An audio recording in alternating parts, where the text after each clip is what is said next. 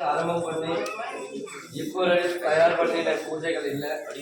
பௌர்ணமி ஆச்சுன்னா அம்பாளுக்கு அதிகாலையிலிருந்து ஜபங்களும் தியானங்களும் நடந்து மாலை நேரத்தில் அம்பாளுக்கு இந்த அர்ச்சனையும் மகா தீபாவளி நடைபெறும். ஆகையினால எல்லாரும் பழம் பக்தியோட சிரத்தையோட நம்பிக்கையோட தெய்வத்திற்கு கொடுத்து அந்த பழம் அம்பாட்ட அர்ச்சனை ஆன பிறகு ஆரத்தி முடிஞ்ச பிறகு பொறுமையாக இருந்து இந்த பழம் எங்கெங்கேயோ போய் காத்து கிடக்கிறோம் இல்லையா, அம்பாளுக்கு காத்துக்கிறதுனால ஒன்றும் நமக்கு கஷ்டம் வந்து போகுது, நன்மை தான் வந்து சேரும். ஆகையினால எல்லாரும் அம்பாள்கிட்ட அர்ச்சனை பழம் கொடுக்குறவங்க எல்லாரும் ஆரத்தி முடிஞ்சு இந்த அர்ச்சனை பழம் வாங்குற வரைக்கும் இந்த மாதம் வாங்கின பழத்தை கொண்டு போய் வச்சுட்டு அடுத்த மாதம் வாங்கின பழத்தை ஏற்கனவே இருந்த பழம் ஏற்கனவே வாங்கியிருந்தான் அதை மாற்றிட்டு இந்த பழம் வைக்கணும்.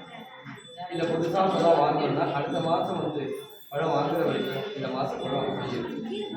ஒரு 3 மாதம் இந்த பழம் அம்பாள்கிட்ட வச்சு எடுத்துட்டு போய் வச்சுப்பாங்க. பேசாமல் இருக்குமா, ஒரு கோரிக்கையை வச்சிருக்கோம். அந்த கோரிக்கையை அம்பாள் நிறைவேற்றி கொடுத்துருவா. ஓம் சக்தி அர்ச்சனை.